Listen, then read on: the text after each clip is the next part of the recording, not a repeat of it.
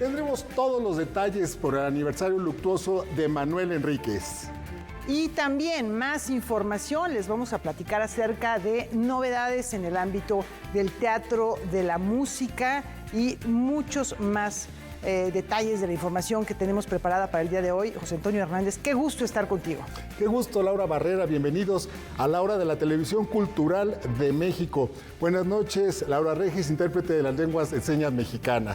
¿Y con qué empezamos, Laura? Bueno, tenemos esto para comenzar con una vida dedicada al teatro, sobre todo para público joven, juvenil, niños, niñas. Berta Iriart es galardonada. Tú te integras en una comunidad. El pasado 6 de abril, la narradora, dramaturga y actriz Berta Iriart ganó el Premio Nacional de Dramaturgia Juan Ruiz de Alarcón con su obra teatral Ojos de Nube. El premio se instauró en 1988 para reconocer la trayectoria de creadoras y creadores artísticos y sus aportes a la comunidad teatral en México. Aborda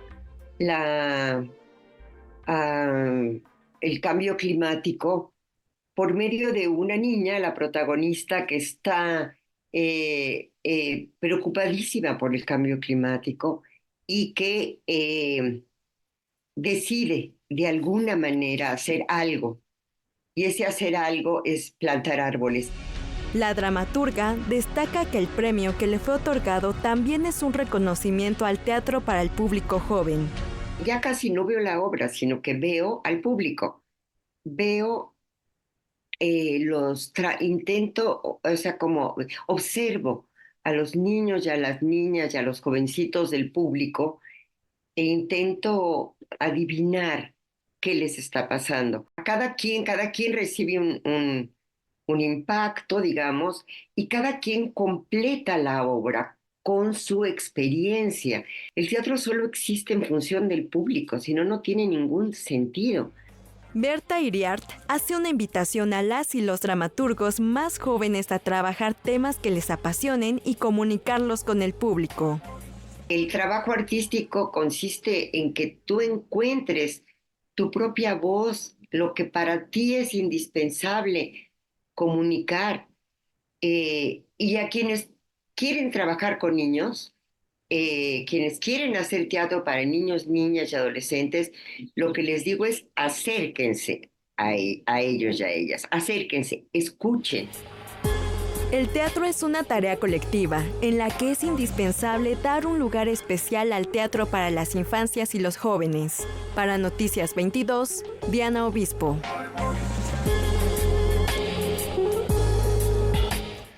Y con innovadoras propuestas, el espectáculo Despertares regresa al escenario. Sí, Alberto Aranda platicó al respecto con el bailarín y creador de esta gala dancística, Isaac Hernández. Me parece que mi trabajo no es el de tratar de educar a un público, sino del tratar de ofrecerle lo mejor al público y que el público decida qué es lo que le interesa y qué es lo que no le interesa. Y entonces de esa manera por eso es tan importante para mí la excelencia. Esa es mi responsabilidad y lo demás queda en manos del público. Tras 2 años de ausencia, regresa Despertares al Auditorio Nacional este próximo 23 de agosto a las 20:30 horas. Creo que con este contenido de programa y con estos artistas cumplimos el propósito de poderle ofrecer al público mexicano una noche única que no se encuentra en ninguna otra parte del mundo, con artistas tan especiales como lo son Katherine Herling, del principal del American Ballet Theatre de Nueva York, o Alina Koyokaro, como ya lo mencionaba, Natalia Osipova. Es gente que es muy difícil encontrarlos en el mismo escenario y tiene todo el sentido poder vivir ese talento en Despertares. Pero creo que he logrado componer un programa que ofrece un rango muy variado de estilos muy especiales con artistas únicos, ¿no? Yo siempre digo que para mí lo más importante en Despertares y el único requisito que tengo yo para invitar artistas aquí es excelencia. Con Piqué, tú. Al final de la conferencia, Isaac Hernández mostró su preocupación sobre el futuro de la cultura en México. Yo creo que para que estos eventos y en general la cultura tenga continuidad y que sea transeccional, requiere de una suma de esfuerzos y participación de varios sectores de la sociedad, y ese es mi sueño. Eso es lo que me encantaría poder ver aquí en México, que hubiera cada vez más facilidades para que la iniciativa privada tuviera incentivos para participar. Las industrias creativas en el Reino Unido generan para la economía más de 200,000 millones de libras al año. Entonces, el no considerar las industrias creativas como un poder real de desarrollo para un país como México, que es tan creativo, y el no proveer las herramientas adecuadas para que esa industria crezca sustentablemente y sea competitiva, me parecen un error terrible. Noticias 22, Alberto Aranda.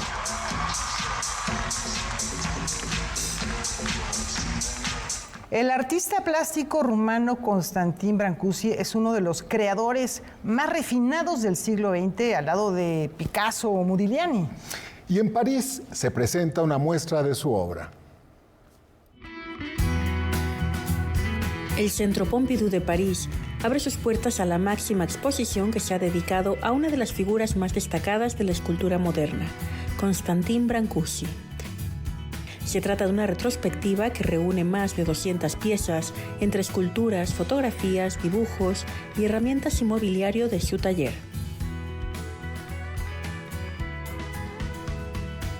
La muestra recorre su relación con la madera desde su infancia en Rumanía, su relación con artistas en Francia como Rodin o Modigliani, su inspiración en el arte africano y rupestre, su trabajo en materiales tan diversos como el mármol, la piedra y el bronce.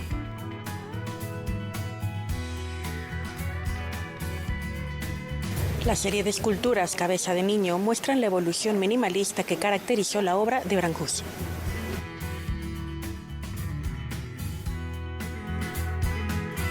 En la muestra podremos observar algunas de sus piezas icónicas, distintas versiones del beso,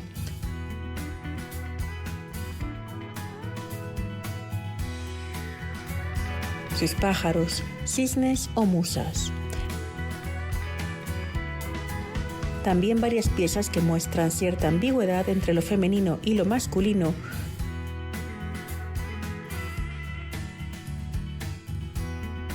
y una breve muestra de sus columnas sin fin. La exposición Brancusi abrirá sus puertas hasta el 27 de julio. Para Canal 22, desde el Centro Pompidou de París, Francina Islas, corresponsal. Manuel Enríquez fue uno de los grandes promotores de la música mexicana de concierto. Y a 3 décadas de su partida se van a llevar a cabo diversas actividades para celebrar su legado. El legado de Manuel Enríquez será recordado en el Centro Nacional de las Artes, donde se llevarán a cabo diversas actividades. Esta celebración es con motivo del 30º aniversario luctuoso, que coincide con el 30º aniversario de la fundación del Centro Nacional de las Artes. Ahora, ¿cuál es la causa de que esto es a través del Centro de las Artes? Es comentarles que el acervo musical de Manuel Enríquez se encuentra en la Biblioteca de las Artes. Un proyecto de la biblioteca de hacer una exposición para mostrar parte del acervo de Manuel Enríquez que ellos resguardan. En este aniversario luctuoso se celebrará con exposiciones que pintan recuerdos, conciertos en donde resonará su pasión por la música. La exposición presenta documentos, programas, cartas de pésame donde mencionan el valor de Manuel Enríquez en sus actividades fuera del extranjero, algunas fotografías de él tocando, y también se va a resaltar en esta exposición su colaboración o su época cuando funda el Cuarteto México, sino también conciertos para tocar su música y hacer un recorrido por obras de los años 50 hasta los años 80. Entonces hay 5 conciertos que se llevarán a cabo del 11 de abril al 14 de abril en la Sala Blas Galindo. No solo habrá música, sino conversatorios que conmemoran su viva inspiración. Los 3 últimos domingos de abril se celebran 3 conversatorios donde justamente el tema a abordar en el primero es Manuel Enríquez, el precursor, en el segundo Manuel Enríquez, un músico de su tiempo, y el tercero el embajador cultural. Ojalá nos pudieran acompañar, todos los que nos estén viendo y escuchando, que nos acompañen a estos eventos, que visiten el Centro de las Artes. Para Noticias 22, Michelle Ramírez. Detrás de una gran obra de teatro hay un gran diseñador o diseñadora escénica. Y esta labor de alta especialidad es protagonista de un encuentro. Por iniciativa del estudiantado de la Escuela Nacional de Arte Teatral, se ha creado la Feria de Diseño Escénico Proesceno. Su fin, reconocer el trabajo de quienes se dedican al diseño escénico. Tenemos varias vertientes. Visibilizar la carrera, la licenciatura, dar a conocer la importancia del diseño escénico dentro de una puesta en escena y profesionalizar hoy día a todas las personas que se involucren en esta hermosa profesión para que puedan tratar, ¿no?, de tener los mejores conocimientos y herramientas ante los retos del diseño escénico actual. Desde las 18 horas de este jueves 11 de abril iniciará el programa general de actividades. En el lobby del Teatro Raúl Flores Canelo del CENART se abrirán las puertas de la exposición Profesionales en Escena, muestra de trabajos hechos por pilares en la escenografía mexicana. La maestra Cristina Sausa, importante diseñadora de vestuario de muchos años de experiencia, quien también fue docente de la ENAD. Ella es invitada especial a exponer parte de sus vestuarios. Otra persona que también vamos a hacer un homenaje es la maestra Félida Medina, que bueno, actualmente ya trascendió, pero justo hacemos un homenaje a su legado, a su trabajo. En la muestra también se considera el trabajo del diseñador de vestuario y espectáculos Bernardo Vázquez. El viernes 12 de abril, en el lobby de la Escuela Nacional de Arte Teatral, se inaugurará otra muestra titulada Procesos Creativos, exposición de los trabajos de las y los estudiantes de diseño escénico de la ENAD. Mostrar los procesos de los diferentes semestres. Conforme vayan avanzando en la exposición, se van a ir dando cuenta que el grado de complejidad de los trabajos de las y los alumnos van a ir subiendo. El programa incluye conferencias, talleres y clases magistrales que abordarán en su generalidad los retos del diseño escénico en el presente, desde el campo de la tecnología o lo sonoro. Las actividades de la segunda Feria de Diseño Escénico de la Escuela Nacional de Arte Teatral concluyen el domingo 14 de abril. No van a tener ningún costo, la entrada es libre. Pueden seguir las redes sociales de Proesceno o también las redes sociales oficiales de la ENAD, del CENART o el INBA, para que justamente ahí puedan consultar la cartelera de actividades que tenemos. Para Noticias 22, Rodrigo Peredo. El atrevimiento de su obra sacudió las buenas conciencias de su época. Su pluma es hoy una de las más valoradas de la literatura universal.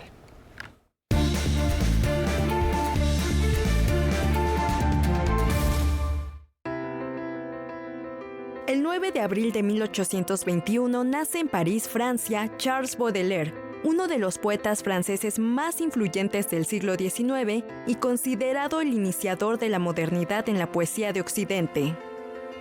Se desempeñó como crítico del arte y la literatura y trabajó como traductor de autores como Etta Hoffmann y Edgar Allan Poe, una de sus mayores influencias. A sus 21 años, Baudelaire conoció a Jenny Duval, una actriz y bailarina francesa originaria de Haití, con quien comenzó una apasionada relación amorosa. Le dedicó numerosos textos en los que la llamó amante de los amantes y Venus Negra. Algunos de estos poemas son El balcón, La cabellera, Aún así insatisfecha y La serpiente que danza. En 1857, su poemario Las flores del mal, la más famosa de sus obras, fue publicado y de inmediato censurado por considerarse inmoral y contrario a las buenas costumbres de la época. Del libro se prohibieron 6 poemas. Baudelaire fue demandado y tuvo que enfrentar un juicio y pagar una multa.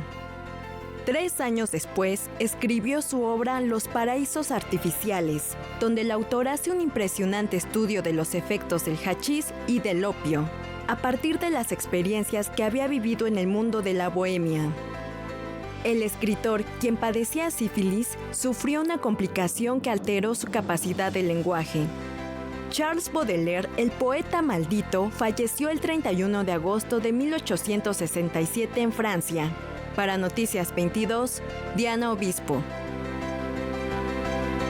El cultivo del maíz tiene una dimensión mítica e histórica en el mundo mesoamericano. Así se revela en esta publicación.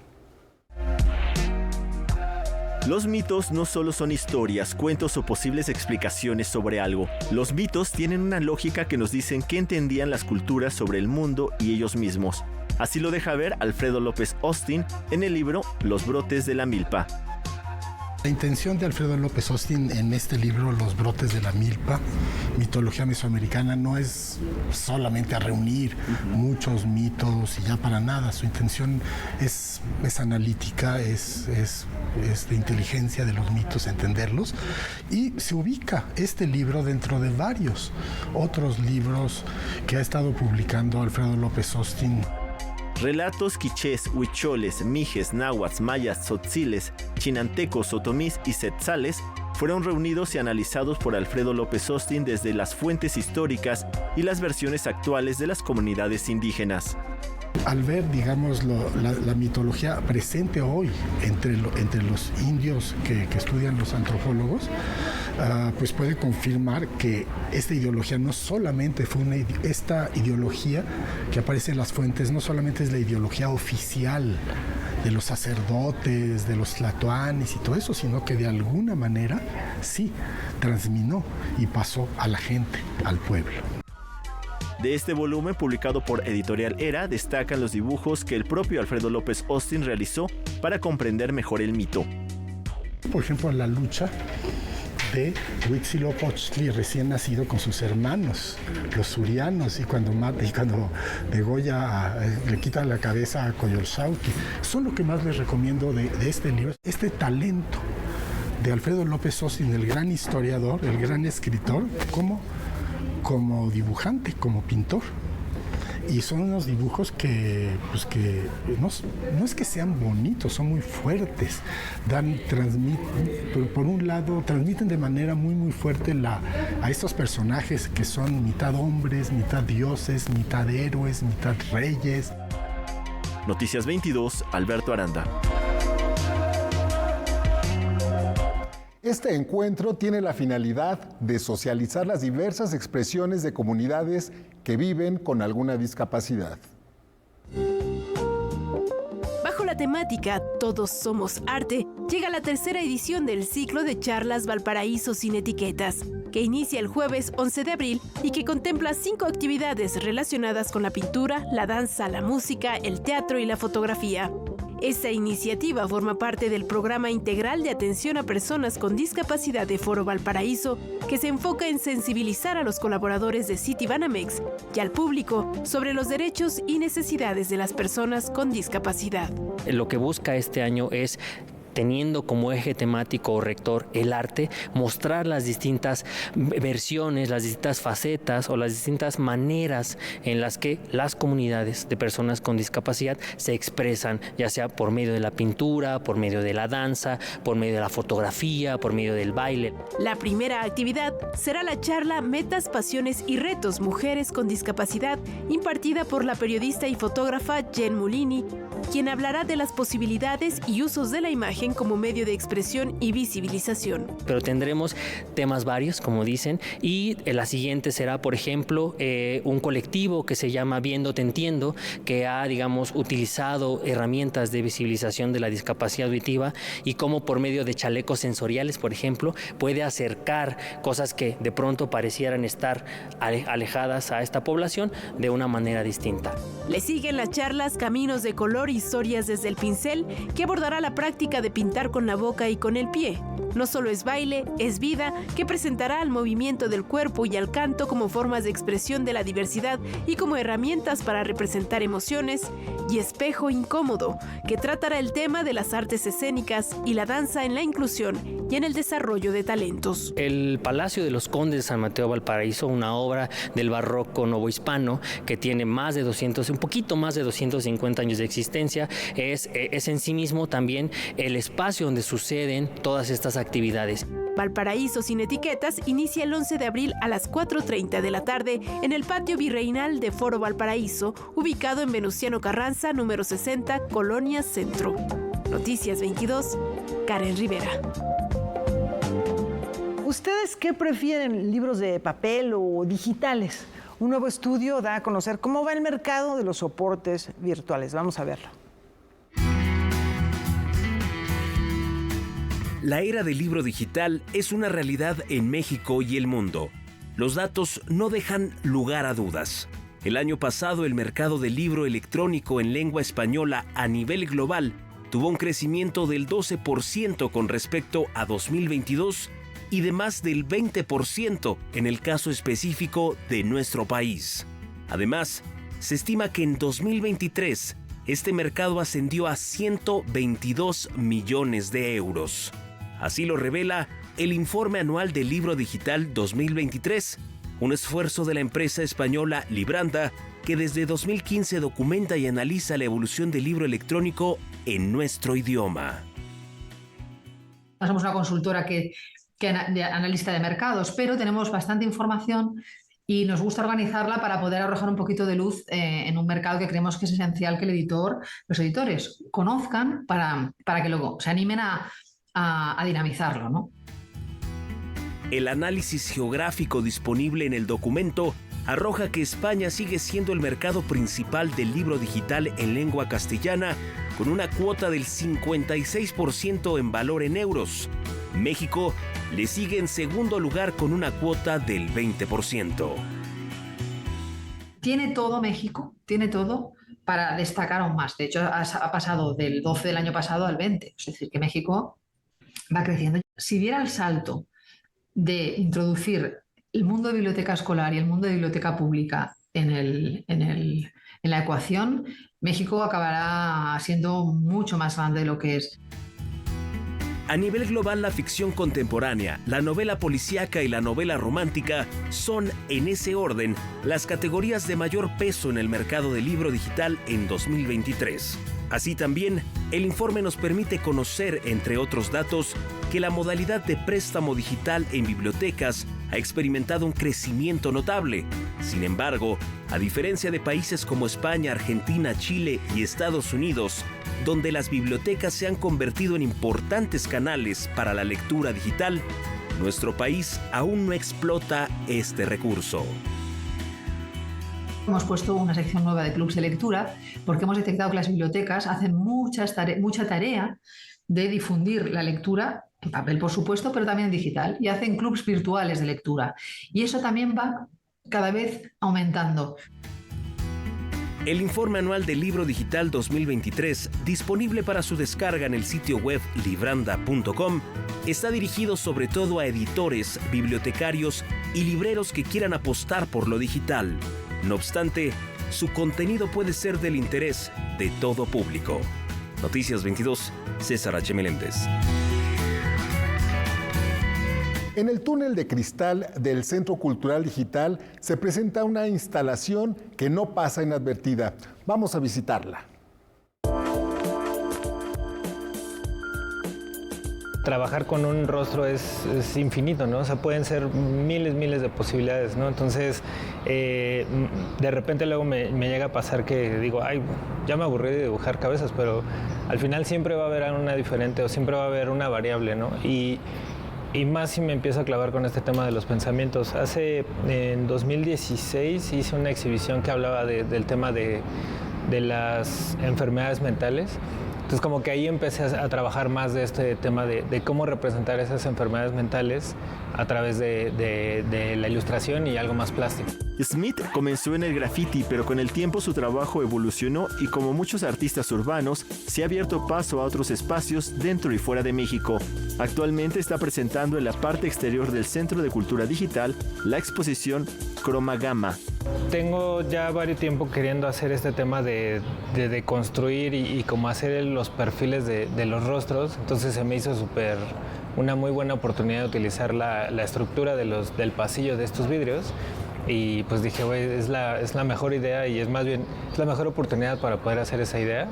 Y literal fue como, vamos a dibujar 10 perfiles, y la idea era como hacer una radiografía de un pensamiento, ¿no? Como un poco medio representar plásticamente una idea o cuando te llega algo muy rápido a la cabeza. Hace 5 años, Smith comenzó a trabajar la repetición y los perfiles en sus murales, con los cuales busca plasmar temas muy actuales de la sociedad contemporánea. Llevo mucho tiempo queriendo representar y más bien graficar el tema de la ansiedad y como el tema de, como estos temas de repente que son muy como pensamientos muy, no profundos, pero quizás difíciles de representar gráficamente, como ansiedad, no sé, el tema de quizás tensión, como hay que estar alerta o esto. De repente es lo que me gusta, ¿no? Cuando este microsegundo que tiene tu cerebro cuando piensas en algo, como esto, tratar de hacer un retrato de ese pensamiento y empezar a hacer capas de eso. Noticias 22, Alberto Aranda. Antes de la pausa tenemos una lamentable noticia. La Secretaría de Cultura de la Ciudad de México dio a conocer el fallecimiento de Gerardo Pimentel, mejor conocido como Sopi, quien fuera integrante de la banda de reggae Los Rastrillos. Gerardo Pimentel fue compositor, bajista y cantante de esta agrupación que propició la difusión de este género musical, el reggae, en México. Hay algunas imágenes, Toño. Sí, muy lamentable. Se perdió un conductor de noticias, también gran músico. Y bueno, pues un abrazo a su familia. Regresamos enseguida.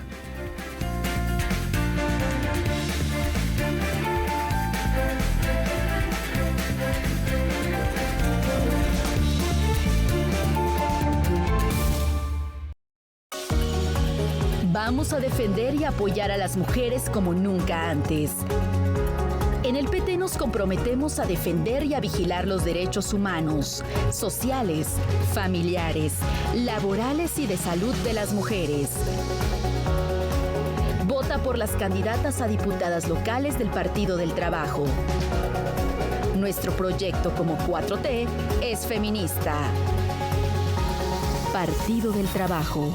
Qué bueno que a Patita le dieron el trabajo. Iba a ganar re bien. Ahora los jóvenes tienen más oportunidades. ¿Te acuerdas cuando el salario mínimo estaba en 80 pesos? Tan bajo estaba. ¿Ya se te olvidó? Acuérdate. No alcanzaba, viejo. El salario mínimo rompió un récord histórico. Nunca antes en México había subido tan justamente y a partir de 2024 cada mexicano ganará más por su trabajo. Acuérdate, el PT es la 4T. Durante la pandemia, este gobierno inepto que ya se va, abandonó a nuestros médicos y enfermeras. No se vale. En mi gobierno les vamos a pagar mucho mejor, vamos a formar más especialistas y tendrán todo lo necesario para que te atiendan como te mereces. Vamos por un México fuerte y sano. Vamos por un México sin miedo. Xóchitl Presidenta, candidata de la coalición Fuerza y Corazón por México. Llegó la hora del cambio. Vota PAN. Las mujeres queremos vivir sin miedo a caminar solas, sin miedo de soñar, de creer, de ser libres, de crear nuestro futuro. Nuestra voz es de lucha. Nuestros derechos no se piden, se arrebatan. Luchemos por garantizar un trato justo, salud digna, justicia y seguridad para todas nosotras. El momento es ahora. Sigamos el legado de las primeras, por las de hoy, por las que ya no están y por las de mañana. Seamos las que consolidemos el camino. Las candidatas del PRD estamos listas para representarte y trabajar para ti. Vota por las candidatas a senadoras y diputadas del PRD. La emoción siempre vuelve. Las elecciones de la Ciudad de México están cada vez más cerca y participaremos con la misma emoción de cada proceso. La jefatura de gobierno, las diputaciones locales y alcaldías con su consejo son las que renovaremos con nuestro voto. En cada elección, la protagonista es nuestra participación. Para quienes vivimos en esta ciudad, votar es motivo de entusiasmo y optimismo porque es una oportunidad de seguir mejorando esta gran ciudad. Las elecciones son nuestras. Vota CDMX, Instituto Electoral Ciudad de México. Si eres de las personas sorteadas para ser parte de las mesas directivas de casilla, recuerda que las y los CAE te visitarán para entregarte tu nombramiento y capacitarte para que puedas desempeñarte el día de las elecciones. Capacítate y asiste a los simulacros y/o a las prácticas de la jornada electoral. México cuenta contigo. Participa, porque en estas elecciones tu decisión es importante. INE. Canal 22 presenta los mejores cortos pertenecientes a la 18ª edición del Festival Internacional de Cortometrajes de México. Casandro el Exótico. Dirección, Michael Ramos Araizaga. Cirilo. Dirección, Cristian Cornejo. En el fin del mundo. Dirección, Abraham Escobedo Salas. Shorts México. Programa 30. Nuevo episodio. Martes, 23 horas. Por Canal 22. La cultura se ve en todas partes. Hoy me acompañan en el estudio una pareja de locos enamorados que avanzan juntos en una silla de ruedas para visibilizar la discapacidad. Me acompaña Tania Sánchez. ¿Cómo estás, Tania? Qué gusto. Hola, Gaby. Muchas gracias. Nosotros somos I Will Love You y creamos contenido para crear conciencia en pro de los derechos de las personas con discapacidad. Alejandro Castillo, bienvenido. Muchas gracias, Gaby. Y pues síganos para darse cuenta del por qué necesitamos derribar barreras físicas y mentales en pro de las personas con discapacidad. Ellos son I Will Love You. Los esperamos en la mesa de martes de Debate 22. Hoy, 22 horas.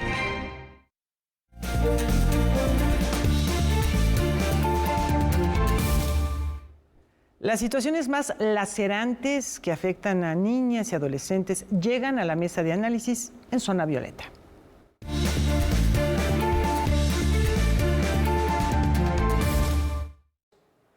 Muchas son las problemáticas que afectan a las niñas y adolescentes, desde la brecha, la distribución de la pobreza, el acceso a la educación, la violencia física, sexual, psicológica, el lastre de los estereotipos, la educación machista, pero también lo es el matrimonio infantil y los embarazos. Las cifras en nuestro país han disminuido. La tasa específica de fecundidad de adolescentes en México se redujo en 16.7%, al descender de 72.4 a 60.3 nacimientos por cada 1,000 adolescentes. Esto pasó en el lapso de 2015 a 2023. Las entidades con mayores cifras de embarazos adolescentes son Chiapas, Tlaxcala y Zacatecas. Las que tienen menores tasas son la Ciudad de México, Baja California y Yucatán. Un tema que es preocupante es la tasa de fecundidad en mujeres entre los 15 y los 19 años que viven en las zonas rurales, porque ahí se incrementa hasta el 91%. Dentro de los países de la OCDE, nuestro país tiene la más alta tasa de nacimientos en mujeres adolescentes. La pandemia de COVID-19 también profundizó esta tendencia. Entre 2020 y 2021 ocurrieron poco más de 29,000 nacimientos adicionales a los que se proyectaban y hubo un aumento de 30% de los embarazos adolescentes no intencionados, según estimaciones del Consejo Nacional de Población en México. En nuestro país, 23% de las niñas y de las adolescentes inician su vida sexual entre los 12 y los 19 años. De estos, 15% de los hombres y 33% de las mujeres no utilizan ningún método anticonceptivo en su primera relación sexual. Evidentemente, esto se traduce en más de 340,000 embarazos adolescentes cada año. La vida de las mujeres adolescentes embarazadas se afecta, por supuesto, de manera profunda. En México, estos embarazos adolescentes, además de afectar el desarrollo profesional de las menores, también tienen un impacto económico de casi 63,000 millones de pesos por el gasto que implica cada embarazo, así como los ingresos y el empleo que pierden las mujeres por convertirse en madres a una corta edad. De acuerdo con el Colegio de México, el Colmex, el embarazo temprano se relaciona con las desigualdades sociales y es más frecuente que se embaracen las adolescentes que tienen un acceso limitado a educación sexual, a los hogares con ingresos bajos, las indígenas y las que residen en las zonas con altos niveles de violencia. Para reducir esta problemática es urgente el acceso gratuito a métodos anticonceptivos, fomentar la educación integral en sexualidad, difundir los derechos sexuales reproductivos de niñas, niños y adolescentes, pero también lo es detectar los casos de violencia sexual contra niñas y mujeres jóvenes y, por supuesto, derribar las brechas de desigualdad para las niñas y las adolescentes. A finales del siglo XIX, los mexicanos se asombraron con una máquina capaz de generar la magia del sonido. Este libro da cuenta de ello. de qué manera repercutió la llegada del fonógrafo a México a finales del siglo XIX. ¿Quiénes y con qué fines usaron esta tecnología? ¿Qué contenidos le interesaron a la naciente industria de la grabación? Las respuestas a estas y otras interrogantes podremos encontrarlas en el libro Los surcos de la memoria, máquinas parlantes y grabaciones comerciales en el México porfiriano. La llegada y la expansión del fonógrafo vino a transformar la manera de entender el sonido, también transformó la manera de sentirlo, ¿no? El fonógrafo llegó en 1878 y unos años más tarde ya se estaban haciendo las primeras grabaciones en nuestro país. A finales de 2019 surgió la idea de hacer este libro, que hoy ve la luz gracias a la colaboración entre la Fonoteca Nacional y la Facultad de Música de la UNAM, y al esfuerzo de profesionales de la historia, la musicología y el estudio del sonido. Esta aportación, que recupera algunas de las grabaciones comerciales más antiguas del país, busca cubrir un hueco historiográfico alrededor de los primeros años del fenómeno fonográfico en el territorio mexicano y, con suerte, dar pie a nuevas rutas de investigación. Tenemos aquí en la Fonoteca Nacional resguardados algunos cilindros de cera de una marca mexicana llamada Morales Cortázar. Sus contenidos, los audios que contienen, son las grabaciones más antiguas que hasta ahora se han localizado. Precisamente a partir de estas grabaciones, del hallazgo de estas grabaciones, surge la idea de hacer el libro. El libro incluye un código QR que permite acceder a 36 audios grabados en México entre 1901 y 1910 a través de la plataforma musiteca.mx.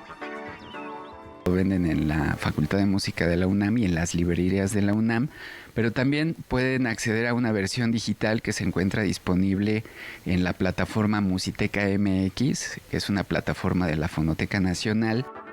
Noticias 22, César H. Meléndez. El artista plástico Damián Ortega recrea el mito prehispánico de la creación. Al mismo tiempo, hace un agudo comentario sobre los procesos de producción y desarrollo tecnológico contemporáneos. Vamos a verlo.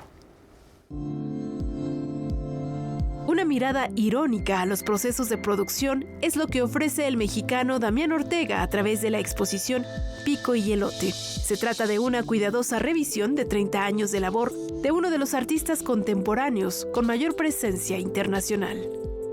El trabajo de Damián al final es casi como como lo mencionabas, ¿no? Como una caricatura política que tiene muchísimas lecturas, ¿no? Que son como gestos muy sencillos, pero que se le pueden como muy contundentes.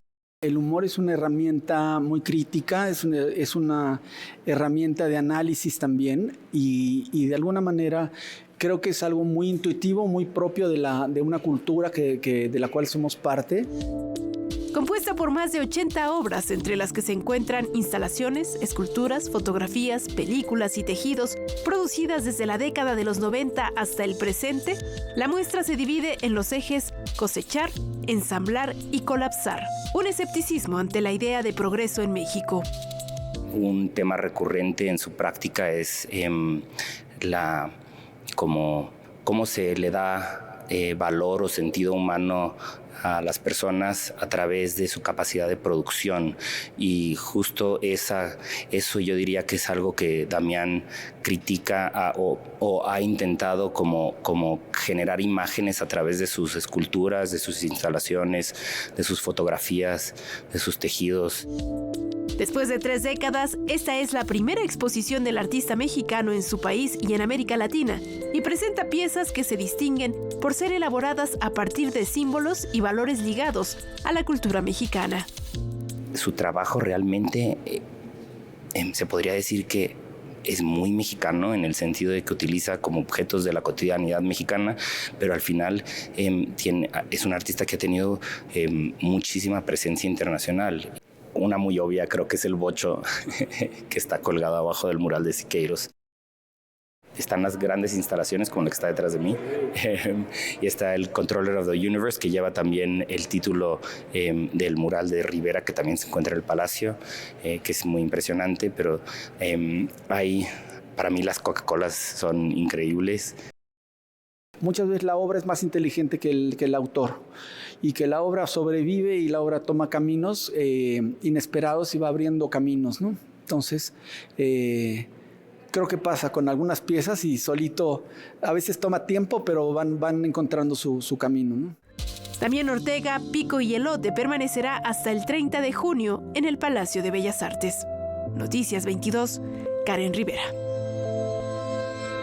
El estrés hídrico que sufrimos actualmente debe analizarse desde perspectivas tan diversas como la inteligencia artificial o las manifestaciones artísticas. Así lo aseguraron especialistas participantes de este encuentro. Después de que la Comisión Nacional de Agua reportó en febrero de 2024 que 29 estados del país presentaban algún grado de sequía derivado de la falta de lluvia, el tema de la escasez de líquido escaló. En este contexto, el Colegio Nacional realizará la mesa La crisis del agua y el cambio climático, coordinada por el físico y colegiado Alejandro Frank. Los problemas que estamos enfrentando hoy en día, de todo tipo, incluyendo cosas como la presencia de la inteligencia artificial, incluyendo, por supuesto, el cambio climático, la pérdida de especies, los problemas de energía, etcétera, los tenemos que ver en conjunto, desde tanto las ciencias naturales como de las ciencias sociales, incluso desde el punto de vista del arte y la literatura. En la sesión participará la arquitecta Loreta Castro, quien destacará la importancia de integrar el agua de manera sostenible en entornos urbanos. El urbanista Armando Rosales, quien expondrá la grave situación hídrica del Valle de México. Raúl Hernández García Diego, co-creador del proyecto Agua para Siempre, quien hará una referencia al conocimiento ancestral y su relación con las tecnologías modernas en el cuidado de este líquido. Y Enrique Lobnist, cofundador de La Isla Urbana, grupo interdisciplinario que promueve la captación de agua de lluvia. En esta reunión no estamos invitando precisamente a las autoridades encargadas de estos problemas, sino a ciudadanos que están, proponiendo, innovando y son un ejemplo para todos nosotros. Porque no basta con decir, bueno, si te vas a duchar, hazlo muy rápido. La mesa, La crisis del agua y el cambio climático, se llevará a cabo el 10 de abril a las 5 de la tarde en el Aula Mayor del Colegio Nacional. Y también podrá seguirse a través de las plataformas digitales de la dependencia. Noticias 22, Óscar Cortés. Tenemos libros, vamos a ver qué llegó al buzón de Noticias 22 esta semana, ¿qué les parece? El detective Baskerville y las familias tipográficas de Alejandro Senker con ilustraciones de Mauricio Morán. Este cuento en clave de thriller nos lleva a descubrir un crimen mientras conocemos diversos tipos de letras y sus características. Publica Ediciones del Ermitaño. La madriguera dorada de Kathleen Partener.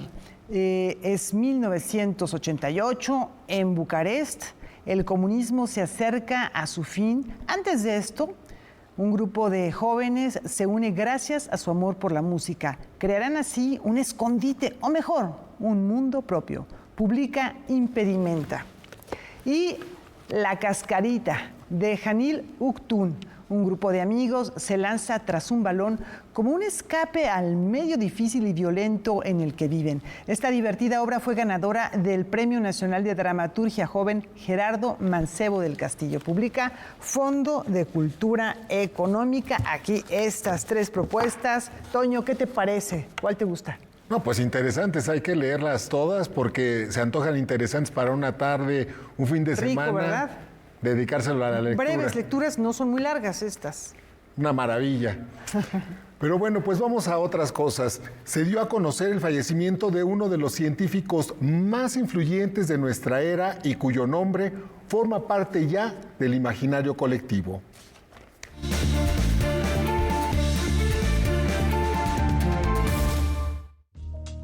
Peter Higgs murió a los 94 años. Fue profesor emérito de la Universidad de Edimburgo y su trabajo contribuyó a redefinir la física moderna. En 1964, el científico británico publicó una teoría que predecía la existencia de lo que a la postre se le llamaría la partícula de Dios. Por mucho tiempo, se creyó que los átomos eran las partículas más elementales de todo lo que está hecho el universo. Después, se determinó que existían partículas más pequeñas, es decir, los protones, neutrones y los electrones. Pero estas tres partículas se dividen en otras más pequeñas, agrupadas en dos familias: los fermiones, que son los ladrillos de los que está hecha toda materia, y los bosones, que transportan las fuerzas que hacen interactuar a los fermiones. Higgs planteó que debería existir una partícula asociada al campo que unta de masa a las partículas elementales que forman la materia. Esto solo se comprobó hasta 2012, gracias al Gran Colisionador de Hadrones construido en Suiza. Ahí apareció la pieza clave que determina por qué todas las partículas son como son. Tras comprobarse la existencia de este escurridizo bosón, a Peter Higgs se le otorgó el Premio Nobel de Física en 2013, pero decidió no acudir por él. Posteriormente, diría que tal hallazgo le arruinó la vida. Noticias 22. La tradición y el arte se entretejen en las manos de este joven creador. Jan Christian Mata es un joven creador que con solo 30 años se ha convertido en un maestro artesano textil mazahua, que ha buscado preservar y difundir estas técnicas y sus significados en sus tejidos. Al ser la tercera generación que continúa con esa tradición, contó con unas excelentes maestras que le ayudaron a perfeccionar su técnica de tejido, entre ellas sus tías.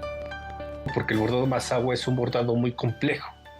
Solamente se ubica en la zona mazahua, que pertenece al Estado de México y al Estado de Michoacán, y que la técnica de bordado de aluminio a 2 agujas no está presente en ninguna otra parte de la República. Durante este proceso de los 3 años, pues me volví autodidacta o viendo cómo bordaban los demás, y ya después el interés ya de mi mamá, cuando ya vio que sí era más allá que una que fue la negativa, o que solamente fue un capricho, perdón, en su momento, fue de que ya al ver que yo realizaba las piezas me dijo: oye, si hay que hacer algo, hay que hacerlo bien. Igualmente, para él es fundamental la importancia de conservar las artesanías en México, por lo que en el 2018, junto con miembros de su familia, fundó el taller Jicolab, un lugar el cual contribuye en la educación, producción y rescate de las artesanías de su comunidad. La principal forma de seguir preservando creo que es una cuestión muy complicada, porque viene más allá de una responsabilidad y una identidad de cada una de las personas. Creo que eso viene más allá de una motivación de cada uno de nosotros, principalmente de las personas o de los jóvenes que estamos o pertenecemos a una comunidad originaria, independientemente si cumples o no con los estereotipos. Si tú en tu comunidad o como persona te identificas de cierta parte de una cultura, pues realmente de ahí nace ese, por así llamarlo, amor por preservar. Para Noticias 22, Sebastián Cardona.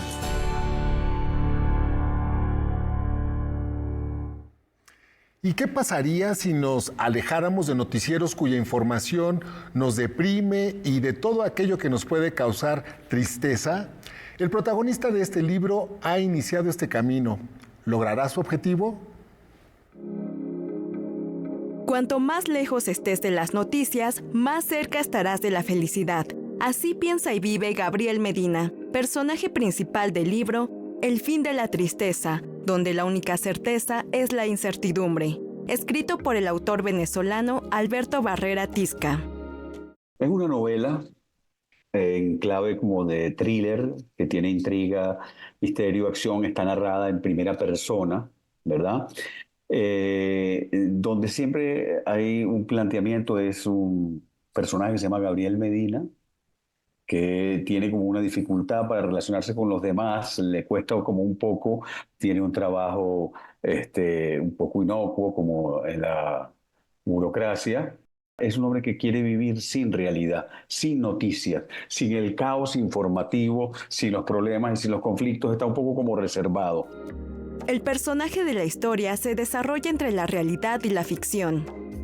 Tiene dos cosas, puede funcionar en cualquier lugar, pero esta es una historia que transcurre en Venezuela, que es un país donde el exceso de noticias estridentes, ¿no? A cada instante, que además no se sabe nunca si son ciertas o son falsas, ¿no? Crea una especie como de sobrerealidad, digamos, ¿no? Como una realidad distinta, que es la realidad de la información o de la supuesta información.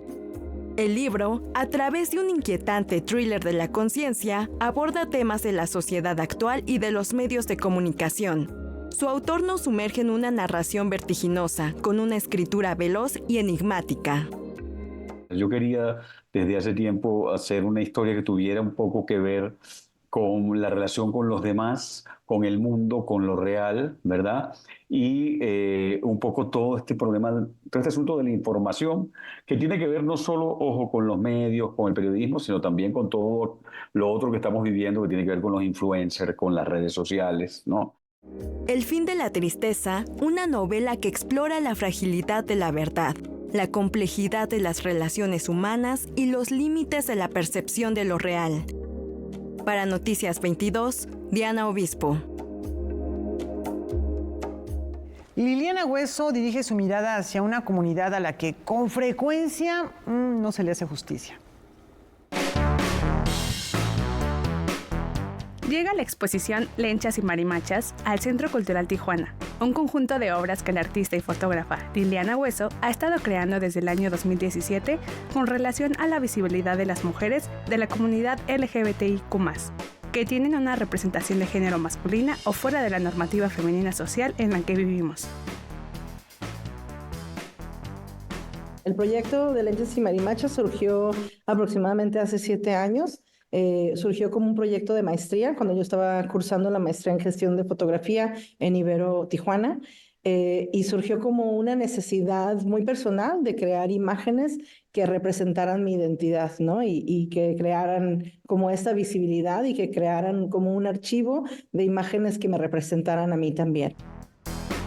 Retratando a personas que tienen su propio negocio y diferentes edades, Liliana también creó otras ramas dentro del proyecto como cortes de pelo o en casa. Esta última creada a raíz de la pandemia para documentar la vivencia de más de un centenar de mujeres en los estados de Puebla, Tlaxcala, Guadalajara, Aguascalientes, Ciudad Juárez y, claro, regiones de Baja California. Para mí era muy importante que fueran retratadas todas estas mujeres en espacios donde ellas se sienten cómodas, en espacios que son familiares para ellas, porque gran parte de la intención de esta visibilidad es crear imágenes en espacios donde ya existimos y donde muchas veces no somos reconocidas o no somos visibles como quisiéramos serlo. Consulta los horarios en la página del Secut y súmate a los recorridos, pláticas y eventos comunitarios de esta exhibición que tiene aproximadamente 160 obras y un documental piloto. Estará todo este mes de abril hasta la primera semana de julio y además es entrada libre. Los quiero invitar a todos a que vengan a ver la exhibición de Lenchas y Marimachas, que va a estar en exposición aquí en Secut, Tijuana. Está en la sala de planta baja. Y para la gente que no es de la comunidad, pues igualmente, ¿no? Para que vengan a conocer un poco más y posiblemente captemos un poco de sensibilidad acerca de las personas que son diferentes a ustedes. Para Noticias 22, Ariana Luna. Y hoy nos despedimos con un recuerdo del compositor mexicano Daniel Catán, quien falleció el 9 de abril del 2011. Sí, con una obra, Toño, muy interesante que enriqueció el panorama de la ópera en México y el mundo con piezas tan significativas como La hija de Rappaccini, Florencia en el Amazonas, que se presentó recientemente en el Palacio de Bellas Artes, o Il Postino, basada en la vida de Pablo Neruda. Así con es. mucho éxito. Y también creó ballets, obras orquestales y música de cámara. Así lo recordamos. Muy buenas noches y los esperamos mañana. Buenas noches.